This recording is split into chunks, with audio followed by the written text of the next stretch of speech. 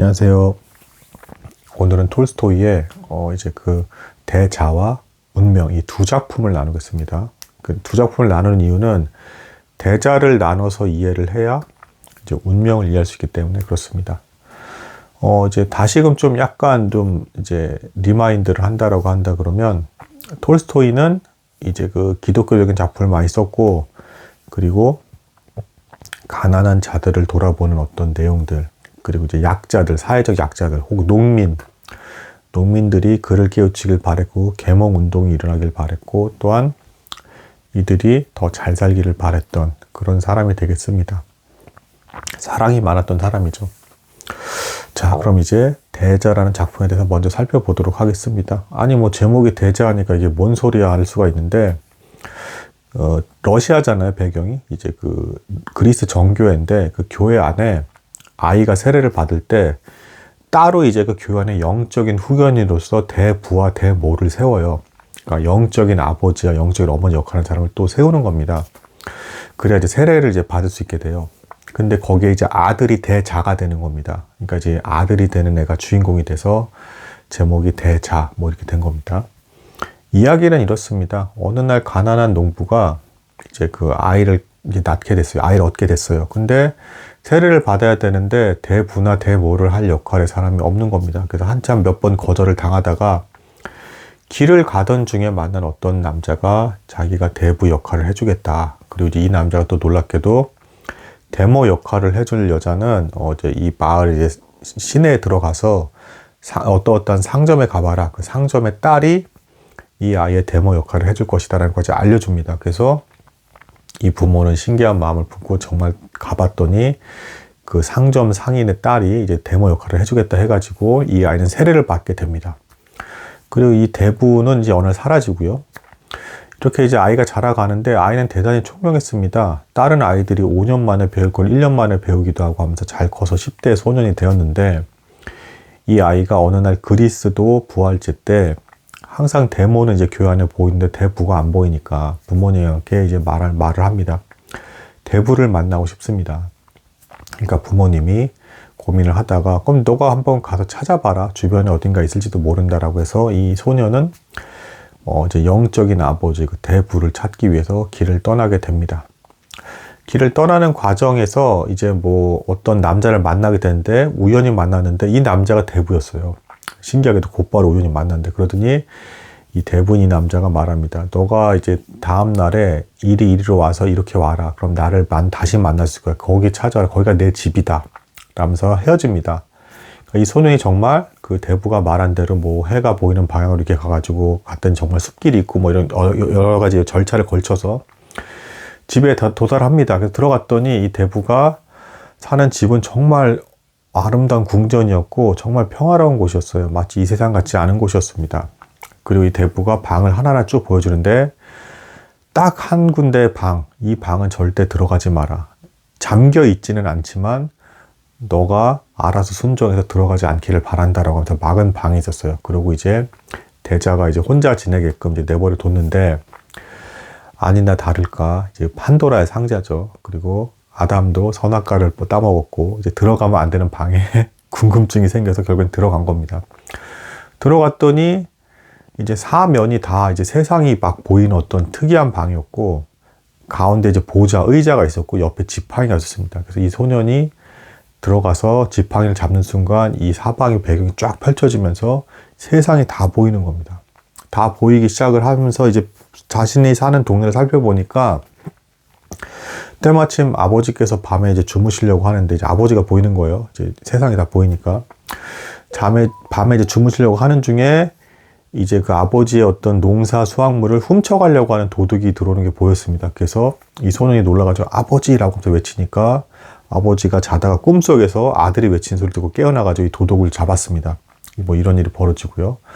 그리고 다시 살펴보니까 대모가 이때 이제 어떤 사내와 결혼을 했는데 이 결혼한 사내가 바람을 피우고 있었던 거예요. 그래서 이 대모가 잠이 들자마자 바람 피운 여자에게 찾아가려고 일어나서 나갈 때 이 끔찍한 또 장면을 보고 이 소년이 이제 대모님 하면서 이렇게 외치니까 대모가 이제 자다가 꿈에서 확 깨가지고 보니까 남편이 없어가지고 찾아서 따라가 봤더니 이제 막 바람 피는 거에 걸려가지고 이제 막 마을에 막 소문내고 뭐 하면서 엄청나게 이제 혼을 내줍니다.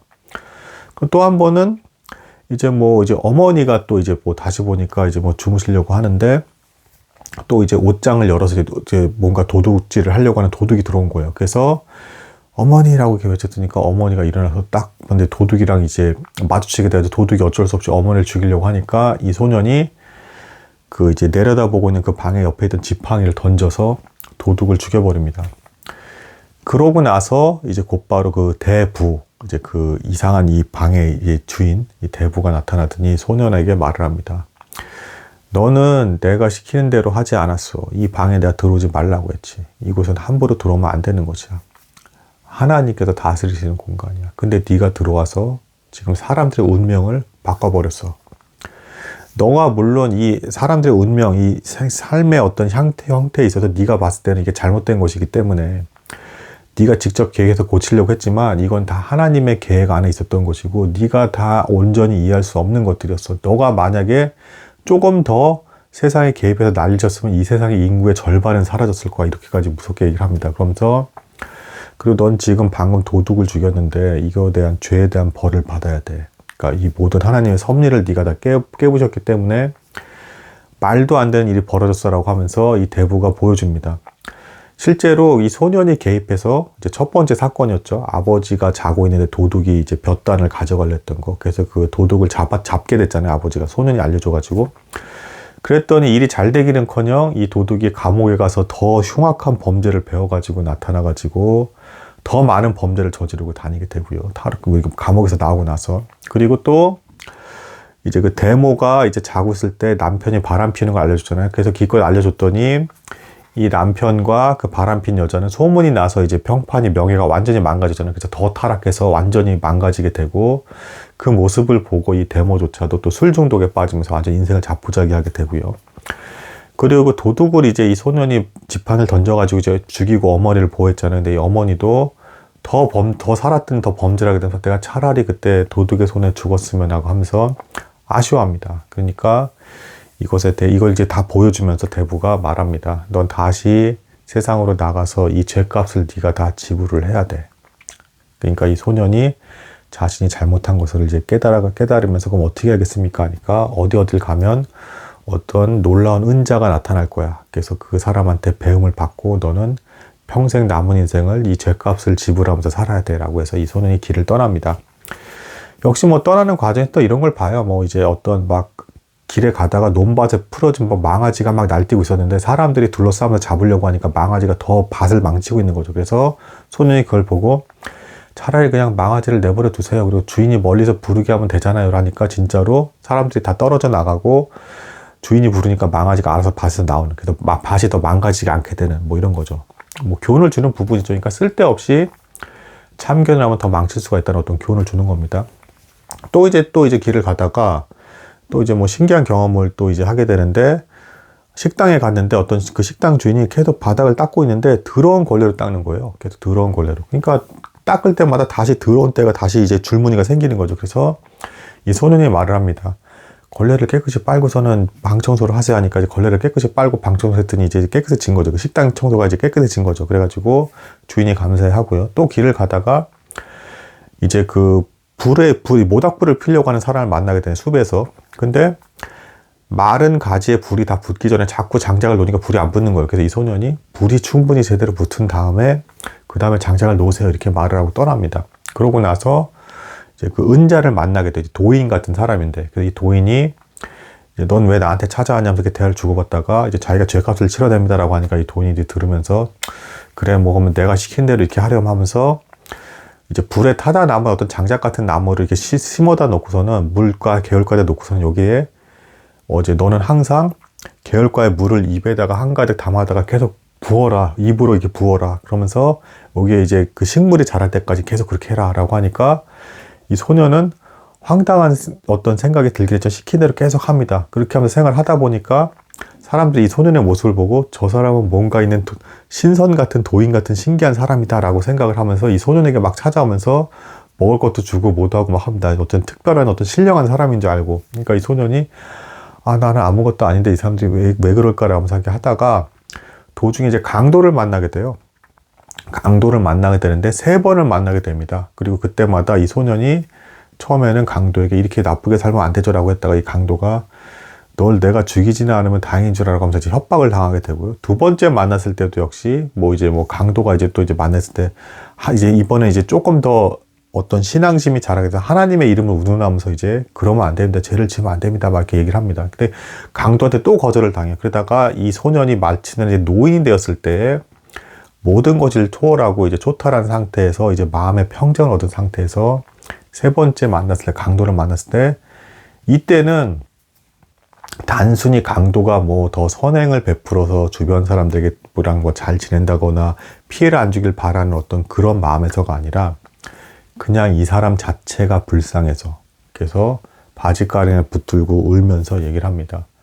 하나님께서 슬퍼하십니다. 이제 더 이상 이렇게 살지 마세요 라고 하니까 이때가 되고 나서야 강도가 감동을 하면서 제가 당신에게 졌습니다 라고 하면서 회개하면서 나와서 이제 돌이키게 되는 그러면서 이 소년은 깨달음을 얻고 죄값을 지불하게 되는 내용이 대자입니다. 근데 이 가르침이 뭘까요?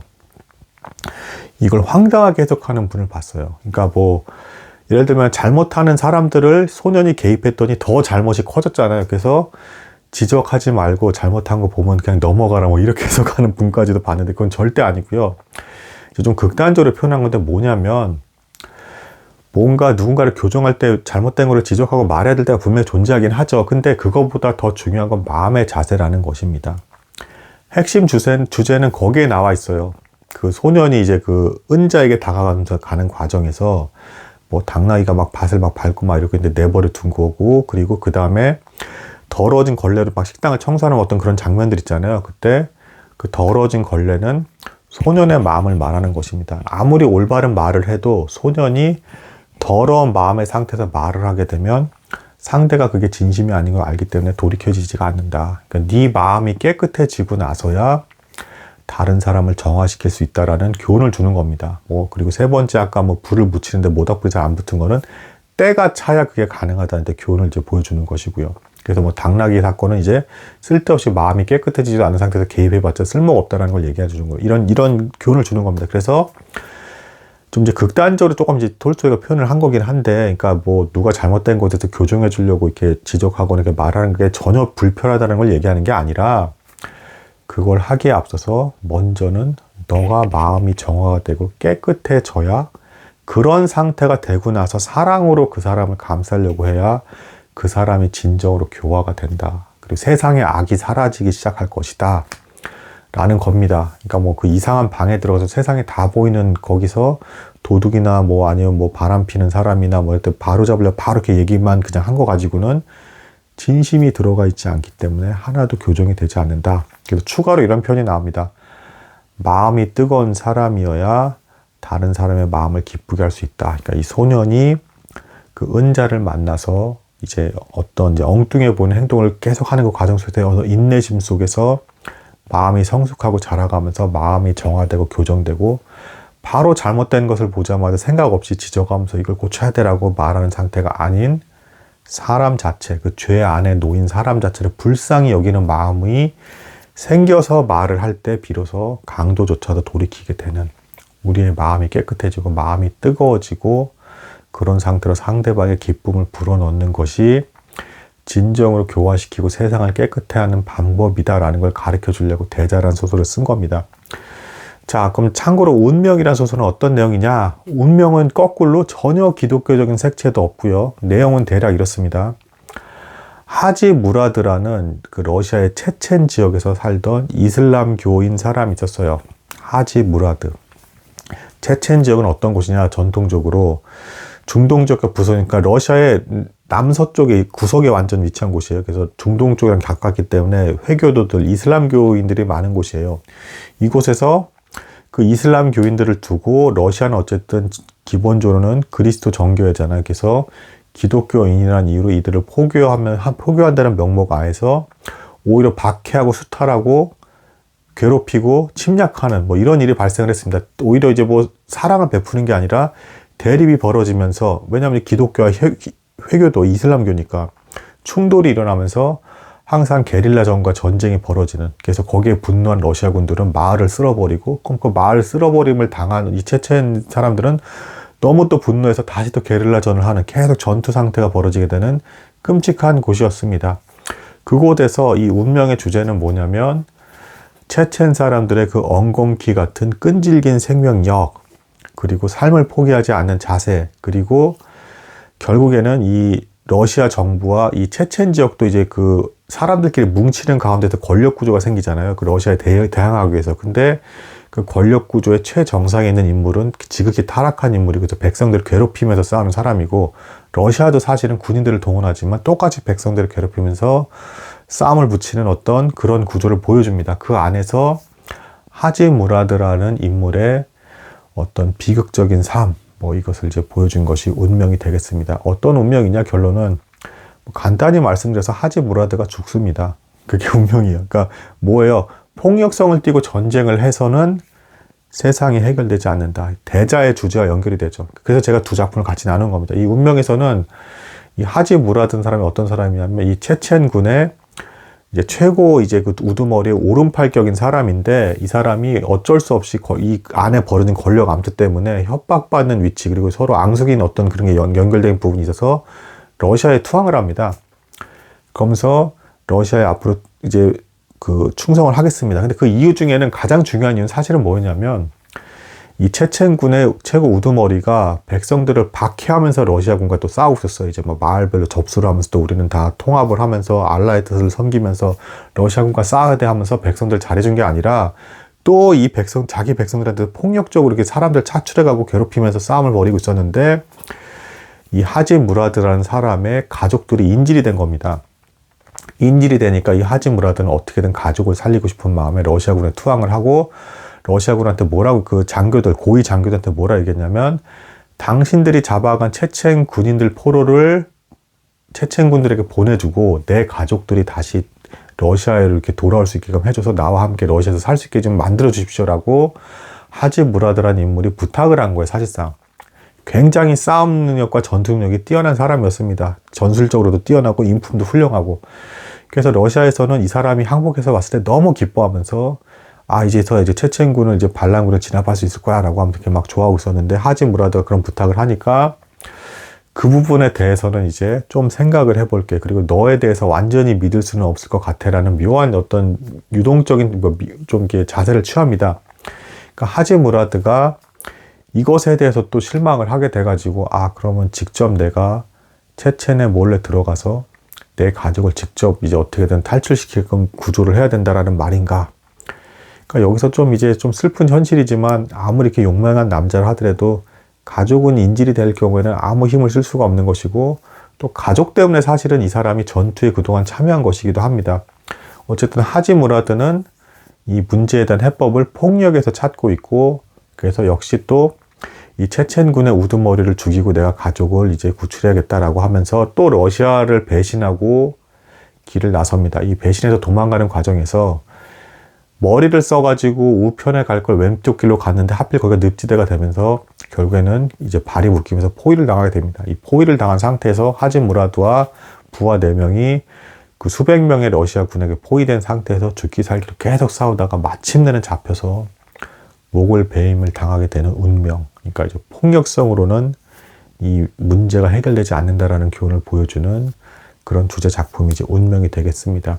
그래서 이제 결국에 뭐예요? 러시아의 권력가들과 체첸에서의 그 권력 구조 안에서 백성들이 고통을 받고 이 과정에서 폭력성이 서로 오가고 있는데, 이것만으로는 온전한 해결책을 볼 수가 없고 결국에는 죽을 수밖에 없는 운명이다. 서로 이렇게 싸울 때 이제 그걸 보여주는 겁니다. 그러니까 대자에서 보여주는 주제가 이렇게 연결되는 겁니다. 결국은 뭐예요? 사람을 교화시키고 세상이 밝아지는 건 우리 마음에 있는 내면부터 깨끗해지고 마음이 뜨거워져서 다른 사람의 기쁨을 불러일으킬 수 있는 상태가 돼야 된다.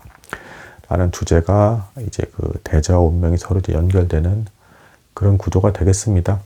참고로 운명이란 주제는 이제 권력 속에서 서로 싸울 수밖에 없는 백성, 그리고 죽어나가는 사람에 대한 비극적인 운명을 이제 그린 작품이긴 한데, 개인적인 어떤 슬픈 부분은 이제 그 하지 무라드라는 용맹한 사람조차도 가족이 인질로 잡힌 것에 대해서 어쩔 수 없이 그렇게 싸우고 있는 것이었더라. 결론적으로는 뭐 이제 그런 모습이었고, 오늘날에 우리도 뭐 사실은 어떻습니까? 사회생활 하면서 가장인 사람들은 더 잘 알 텐데, 이제 사실상 가족이 인질이나 다름없죠. 이 사회 구조의 생활에서도. 그리고 추가 여담으로 우스갯소리에 저희 어머니가 한 번은 뭐 이런 말씀을 하신 적 있어요. 영화 같은 걸 보는데, 영화 이제 옛날 고대 시대 전쟁 영화 같은 거 있잖아요. 그럼 좀 이런 말씀을 하신 적 있어요.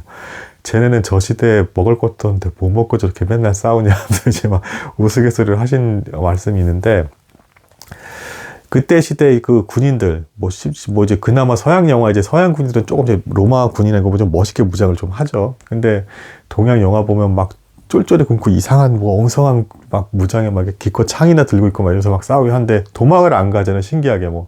성벽을 타서 올라라면 저한테 시켰으면 도망갈 것 같아. 성벽 막 큰일 나잖아요. 근데 막 돌 떨어지고 이러는데. 근데 왜 도망을 못 간 것이냐? 뭐 이제 가족이 다 인질로 잡히는 겁니다. 이제 그 남자들이 다. 그러니까 이제 용맹이 싸우고 싶어서 이렇게 싸우는 게 아니라 마지못해 이제 어떻게 싸우게 된 어떤 그런 구조인 거고, 그런 형태로는 다 같이 다치면서 이제 죽을 수밖에 없다. 뭐 이제 그런 교훈이 남게 되는 것인데, 어쨌든 우리의 삶이 좀 이제 그런 요소가 있다. 그리고 대자처럼 내면이 깨끗해져서, 먼저 나부터 내면이 깨끗해져서 사랑으로서 그를 품을 때, 그리고 주변 사람들을 품을 때 사이가 변화될 수 있다라는 교훈을 얻을 수 있는 내용이 오늘 두 작품이 되겠습니다. 오늘 여기까지 나누도록 하겠습니다. 감사합니다.